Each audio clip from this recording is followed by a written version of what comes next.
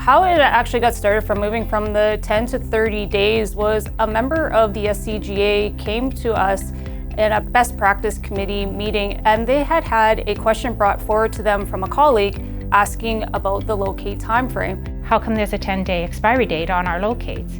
How can we change that? When I looked across Canada, the other provinces were 30 days or greater.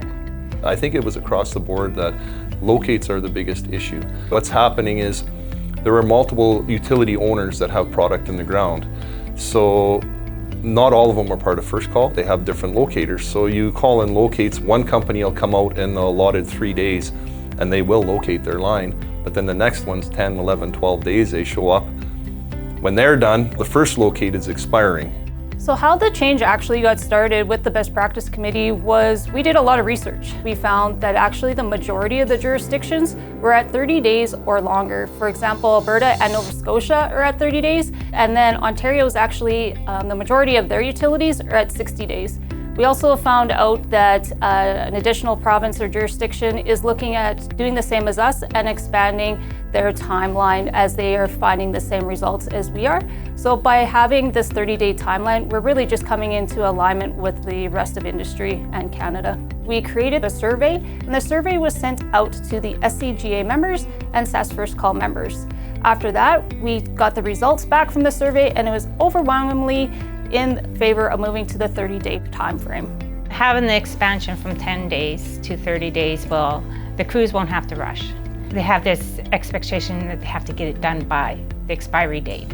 10 days was just not enough to get their projects done. So for example, we will go to a job and we will want to do this job and we find out that one locate's expiring. So we end up paying for our guys to stay in hotel rooms, their food, their wages, thousands and thousands of dollars, possibly waiting a week for locates. That expense is huge. Not only that, the Crowns have to pay the locators to come out multiple times to locate, and which falls on all the people of the province who end up paying for that. By having this expanded time frame, we will have a reduction in those relocates.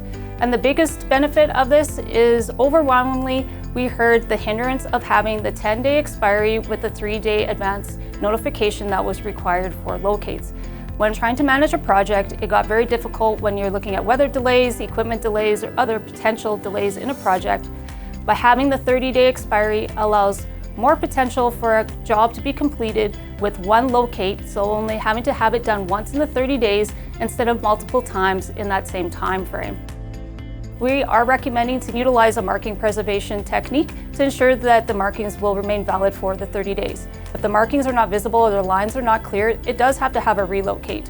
Whenever you have a cost issue, safety is at issue as well. So if the costs are too high, corners are cut. Sure, there's a lot of crews out there in the province that are good and, hey, we'll adjust, we'll go to another job, but then you have those guys that'll take matters into their own hands. Probably, I'm going to say 90% of line hits are cutting corners, one way or another. Not exposing, not waiting for locates, locating on your own, or just a bad locate. This is going to make it a lot safer in the means you're going to show up, locates are all done, you don't have to, okay, everybody stop and wait, we got to call in locates again. That doesn't happen anymore. All you have to do is verify that locates are done according to the maps you receive, take pictures prior to jobs, make sure everything is done according to your best knowledge.